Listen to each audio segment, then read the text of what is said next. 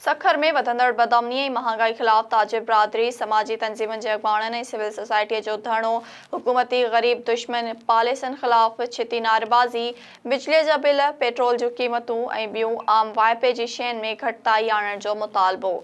Sukkur press club वारो ताजिर बिरादरीअ जे अॻुवाणनि हाजी हारून मेमण, साबिर कप्तान, सहकार तंज़ीम जी चेयरपर्सन नजमा कुरैशी, अज़रा जमाल ऐं ॿियनि जो चवणु हो त सॼी सिंध जियां सखर में बि बदअमनी चोट चढ़ियल आहे। को माण्हू पंहिंजो रोज़गार नथो करे सघे।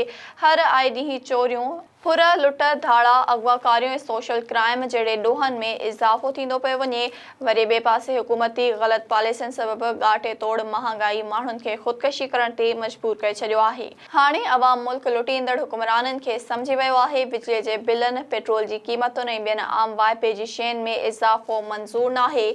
मुल्क खे दिवाली तरफ़ धकींदड़ अवाम, टैक्सनि ते हुक्मरानी कंदड़ सियासतदान अखियूं पटे कन खोले ॾिसनि, अवाम बग़ावत ते लही आयो आहे। अगरि सिंध अंदरि बदअमनीअ जी बाहि ते कंट्रोल ऐं आम वाइपे जी शयुनि तां हथरादू टैक्स हटाए महांगाईअ ते ज़ाब्तो न आंदो वियो त हाणे दमादम मस्त कलंदर थींदो।